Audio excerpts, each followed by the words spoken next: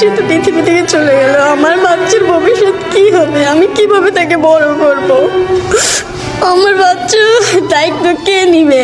গত 4 আগস্ট মাগুরায় বৈষম্য বিরোধী কোটা আন্দোলনকে ঘিরে সহিংসতায় প্রাণ হারান মেহেদী হাসান। তার এমন মৃত্যুতে ভেঙে পড়েন অন্তঃসত্ত্বা স্ত্রী রুমি খাতুন। অনাগত সন্তানের দায়িত্বভার ও বাবাহীন পৃথিবীটা আগত সন্তানের জন্য কতটা নিরাপদ হবে সেই ভাবনাই যেন প্রতিনিয়ত তাড়া করে বেড়ায় তাকে।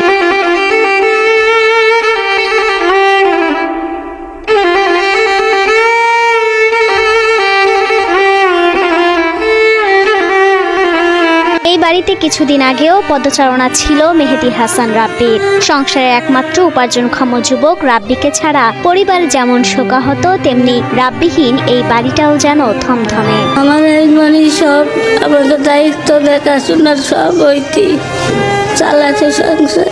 জেলার পার্নান্দুয়ালি 2 ব্রিজ সংলগ্ন এলাকায় অতর্কিত গোলাগুলিতে গুলিবিদ্ধ হন মাগুরা পার্নান্দুয়ালি বন্যাতুল গ্রামের বাসিন্দা ও জেলা ছাত্র দলের যুগ্ম সম্পাদক মেহেদী হাসান রাব্বি। গুরুতর আহত অবস্থায় তাকে স্থানীয় সদর হাসপাতালে ভর্তি করানো হলেও পরবর্তীতে চিকিৎসাধীন অবস্থায় মারা যান তিনি।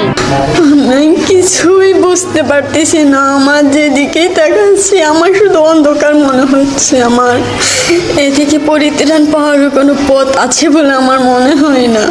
প্রথমে আমি গুলি খাই, তারপরে আমার কাকা গুলি খায়। তখন পরিবেশ পরিস্থিতি ছিল খুবই ভয়াবহ।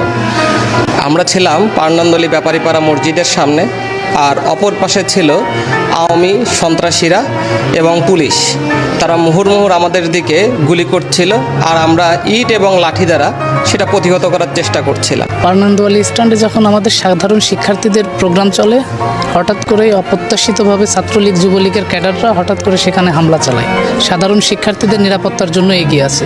সে সামনে গেলে সেই গুলিতে সে গুলিবিদ্ধ হয় এবং সেখানে আমাদের আরও 2 জন শিক্ষার্থী গুলিবিদ্ধ হয়ে মারা যান। কয়েক মাস আগেই বাবা মঈনুদ্দিন মারা যাওয়ার পর বড় ছেলে হিসেবে পরিবারের হাল ধরেন রাব্বি। তার আয় রোজগারেই চলছিল পুরো সংসার। তবে ভাগ্যের নির্মম পরিহাসে চিরতরে পাড়ি জমালেন পরপারে। তাকে হারিয়ে আর্থিক দুরবস্থা আর অনিশ্চয়তায় ভুগছে পুরো পরিবার। ওর যে অনাগত সন্তান আসবে তাকে নিয়ে আমরা খুব চিন্তিত। সে আসার পরে বাবাকে দেখতে পাবে না, এটা আমাদেরকে খুব কষ্টদায়ক করতেছে। এখন সে দুনিয়ার আলো দেখার পরে কিভাবে তাকে মানুষ করবে, কিভাবে সে বড় হবে, এটা আমাদেরকে খুব ভাবাচ্ছে। রাব্বির মৃত্যুতে শোকাহত স্বজন ও এলাকাবাসী। দোষীদের শাস্তির আওতায় এনে কঠোর শাস্তি দেওয়ার দাবি জানান তারা। মাগুরা জেলা বিএনপির পক্ষ থেকে এই হত্যাকাণ্ডের বিচার দাবি করছি। মেহেদী হাসান রাব্বি এবং ফরহাদ হোসেন সহ অসংখ্য ছাত্রনেতা গুলিবিদ্ধ হয়ে হাসপাতালে এখনও তারা চিকিৎসাধীন আছে। আমি এই হত্যাকাণ্ড এবং ন্যাক্কারজনক হামলার বিচার দাবি করছি। ধন্যবাদ। প্রিয় দর্শক, নজর রাখুন আপনার চারপাশেও দেশে কিংবা প্রবাসে প্রচারযোগ্য কোনো ঘটনা বা অনুসন্ধানের খোঁজ পেলে আমাদেরকে তথ্য দিন। প্রবাস কণ্ঠ বিডি থাকবে আপনার পাশে। সংবাদ সংযোগ সারাক্ষণ দেশে এবং প্রবাসে।